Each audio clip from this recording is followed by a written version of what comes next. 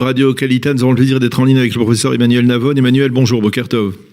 Bonjour. Merci d'être avec nous ce matin. Je voudrais qu'avec vous, nous essayions de tirer un bilan à chaud de cette guerre des 12 jours, comme on l'appelle désormais, entre Israël et l'Iran. Alors, est-ce que pour vous, c'est un succès total, comme l'a dit hier Benjamin Netanyahou, ou alors une campagne que l'on aurait dû peut-être exploiter jusqu'au bout, c'est-à-dire jusqu'à la chute du régime iranien ?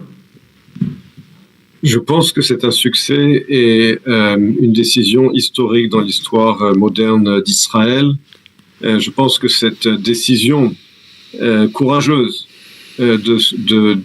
d'initier une opération militaire contre les centrales nucléaires iraniennes est une décision très importante et qui s'est soldée par une victoire sans précédent. Je pense que le succès est énorme. Alors, cela ne signifie pas évidemment que la menace militaire nucléaire iranienne a été complètement éliminée et malheureusement le régime des mollahs est toujours en place.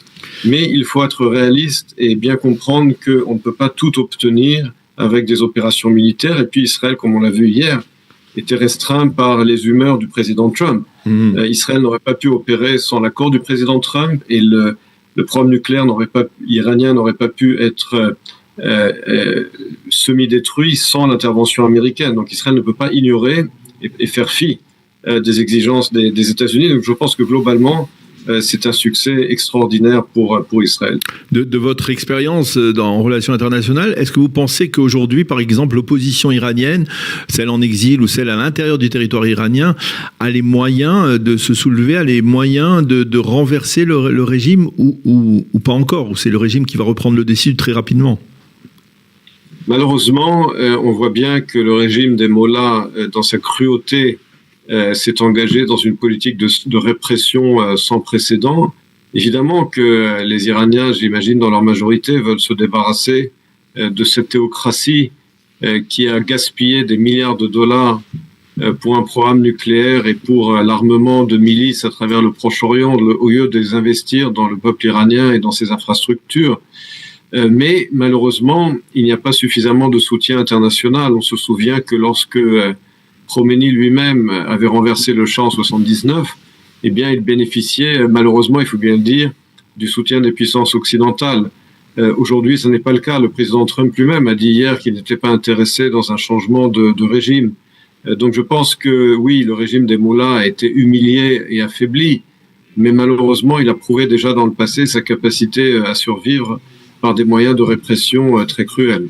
Alors concrètement, une fois qu'on a atteint ce cessez-le-feu, la question que l'on peut se poser, c'est est-ce que sur le plan diplomatique, on ne risque pas, surtout après les propos tenus assez étonnants de Donald Trump hier, lorsqu'il a appris que les avions israéliens étaient en route vers Téhéran, est-ce qu'on ne peut pas envisager, on ne risque pas de se retrouver dans une relation certes solide entre les Américains et Israël, mais une relation de dépendance qui fait que les Israéliens vont devoir satisfaire à certaines exigences de la part des Américains.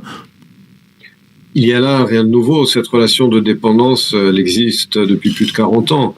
Mais d'un autre côté, n'oubliez pas tout de même qu'Israël a pris l'initiative seul au début de s'en prendre à l'Iran.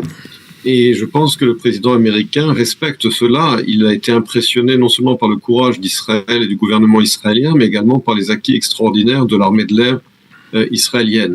Oui, Israël a une dépendance vis-à-vis des États-Unis, en tout cas sous la présidence de Donald Trump. Je pense qu'on peut compter sur un accord sur le fait qu'il n'est pas acceptable que les Iraniens reprennent leur programme nucléaire. Il faut effectivement lire avec beaucoup d'attention les intentions du président Trump. C'est quelqu'un qui n'est pas conventionnel, qui n'est pas orthodoxe, on va dire. Mais en tout cas, je pense que sur la question spécifique du nucléaire iranien, nous sommes littéralement sur la même page. Alors, est-ce que toutes les conditions sont remplies aujourd'hui, après cette guerre, pour enclencher un processus de normalisation avec les pays du Golfe, élargir les accords d'Abraham, normalisation avec l'Arabie Saoudite ? Alors, Israël émerge de cette guerre comme la grande puissance du Proche-Orient. Et je pense que du point de vue des pays sunnites qui se sentent menacés par l'Iran, ils voient effectivement en Israël le pays le plus apte à les protéger. C'est sûr que les États-Unis ont joué un rôle important et jouent un rôle important, mais du point de vue de l'Arabie saoudite, je pense que l'effet psychologique de la victoire d'Israël et du courage d'Israël va être important sur le dirigeant saoudien Mohammed Ben Salman. Alors après, il faudra voir en coulisses ce qu'il se passe entre lui, Trump et Israël sur les négociations d'une normalisation éventuelle. Mais oui, la victoire d'Israël, le pouvoir d'Israël dans la région, le fait qu'Israël est devenu la plus grande puissance de la région aura un effet psychologique certain sur les décisions futures de Mohammed Ben Salman. Alors, Emmanuel, on vous a entendu depuis le début de la guerre soutenir Binyamin Netanyahou, ce qui n'était pas arrivé, on va dire, depuis longtemps. Est-ce que finalement, comment vous expliquez le fait que Binyamin Netanyahou, envers et contre tout, malgré les railleries, les moqueries, eh bien, est allé jusqu'au bout de sa démarche? Est-ce que c'était ça son projet de vie, son projet sa mission, on va dire, sacrée de permettre d'éradiquer, on va dire, la menace du nucléaire iranien? J'ai toujours essayé d'être factuel aussi bien dans ma critique que dans mon soutien pour Netanyahou ou pour d'autres hommes politiques d'ailleurs. Je l'ai critiqué dans le passé et je maintiens ma critique sur ce que j'avais considéré être un manque de réforme dans le domaine économique et dans le système judiciaire, dans une politique que je considérais être la mauvaise vis-à-vis du Hamas, qui a été confirmée avec le 7 octobre, et je doutais de sa volonté, de sa capacité de traduire ses paroles en actes avec l'Iran. Et j'avoue m'être trompé, et heureusement, et je suis heureux de m'être trompé, puisqu'il a fait preuve d'un courage extraordinaire, et je lui tire mon chapeau pour l'opération militaire en Iran, tout à fait. Et j'ai même écrit qu'il avait atteint son moment churchillien, parce que je pense qu'il a mené Israël à une victoire militaire et à un changement géostratégique dans la région sans précédent, qui est tout à son honneur. Mais encore une fois, tout homme politique, tout homme en général a ses défauts et ses qualités. Et comme je l'ai dit, j'essaie toujours d'être factuel, aussi bien dans ma critique que dans mes compliments. Alors, si vous deviez lui murmurer à l'oreille un conseil concernant ce qui reste aujourd'hui de facto le dernier front d'Israël, la bande de Gaza, avec ce que l'on a vu malheureusement ce matin, la mort de 7 soldats israéliens, quel est le conseil que vous lui donneriez? D'arrêter, de trouver au plus vite une sorte d'agrément, d'accord qui pourrait mettre fin à ce conflit, quitte à même un retrait, même partiel, de l'armée israélienne de la bande de Gaza? Je pense, comme il le sait beaucoup mieux que moi, qu'avec le coup très dur qui a été porté à l'Iran, au régime, mais également à son pouvoir militaire, eh bien, tous les proxys, tous les alliés de l'Iran dans la région, dont le Hamas, aujourd'hui, sont en position de faiblesse. Alors, malheureusement, le régime iranien est toujours en place. Ça n'est pas l'effondrement de l'Union soviétique, mais évidemment que Israël maintenant a quasiment gagné cette guerre contre ce système iranien, cette pieuvre iranienne qui a été mis en place depuis plus de 4 décennies. Le Hamas n'a toujours pas été complètement défait et éliminé. La question est de savoir aujourd'hui pour Israël, est-ce que véritablement il est possible de complètement éliminer le Hamas et puis quel régime instaurer à sa place. Je pense que de mon estimation, si effectivement on peut arriver à un système ou une situation dans lequel le Hamas ne représente plus une menace militaire pour Israël, dans lequel nos otages, aussi bien vivants que malheureusement ceux qui ne le sont plus, peuvent revenir en Israël, de toute façon, le Hamas ne constituera pas une exception dans ce réseau iranien dans la région, puisqu'on vit dans un modus vivendi avec tous les réseaux iraniens dans la région. C'est vrai vis-à-vis du Hezbollah, que nous avons défait, mais qui existe toujours, et que nous continuons de bombarder ici et là lorsqu'ils violent le cessez-le-feu. Ça va être vrai avec l'Iran lui-même, ça va être vrai avec la Syrie. Donc, en ce sens, le Hamas n'est pas une exception.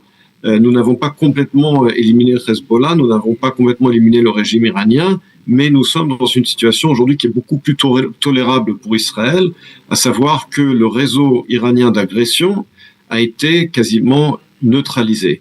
Et donc, je pense que cette logique s'applique également au Hamas. Après, le diable est dans les détails. Quand exactement peut-on arrêter la guerre à Gaza pour être sûr qu'un 7 octobre ne se reproduira jamais et pour s'assurer que nos otages soient libérés. Mais cette coopération que l'on a vue avec les Américains contre l'Iran et cette attente ou cette aspiration à une normalisation avec les pays du Golfe, est-ce que ça peut peut-être accélérer ce que l'on appelle l'après-Gaza, à savoir la création, on va dire, peut-être d'une force militaire qui se déploierait sur place avec on va dire, certains pays du Golfe, ou une solution qui pourrait être plus rapide, accélérée par justement le succès de la guerre avec l'Iran? Alors justement, quand on parle des pays du Golfe, de quel pays parle-t-on? Il y a des pays du Golfe avec lesquels nous sommes alliés, tels que les Émirats arabes unis et le Bahreïn, et puis il y a un pays du Golfe, le Qatar, qui s'appelle le Qatar, qui est un ennemi.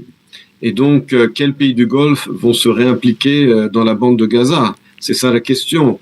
On s'aperçoit que la capacité de pression du président Trump sur les alliés américains n'est pas aussi importante qu'on le pensait. C'est-à-dire que, par exemple, l'Égypte, avant tout l'Égypte, Al-Sisi refuse strictement d'ouvrir la frontière hermétique entre la bande de Gaza et la péninsule du Sinaï. Et le président Trump n'a pas réussi à le convaincre, ni le roi Abdallah d'ailleurs, d'intégrer une partie de la population gazaouite. Donc de toute façon, la question se posera, quel que soit le timing de la fin de la guerre à Gaza et ses conditions du futur de la bande de Gaza et des pays qui seront impliqués dans la gestion future de ce territoire maudit. Et donc là-dessus, effectivement, il faudra travailler en coopération étroite avec les États-Unis, mais encore faut-il savoir quelle est la politique américaine, quels sont les plans américains pour Gaza et quels sont les véritables moyens de pression du président Trump sur les alliés américains dans la région. Eh bien, professeur Emmanuel Navod, merci beaucoup de nous avoir donné votre appréciation et aidé à décrypter, on va dire, ces lendemains de guerre entre Israël et l'Iran en particulier et les changements, on va dire, presque tectoniques que cela provoque dans le Moyen-Orient. Merci beaucoup d'avoir été avec nous ce matin. Bonne continuation, Emmanuel. À bientôt. À bientôt.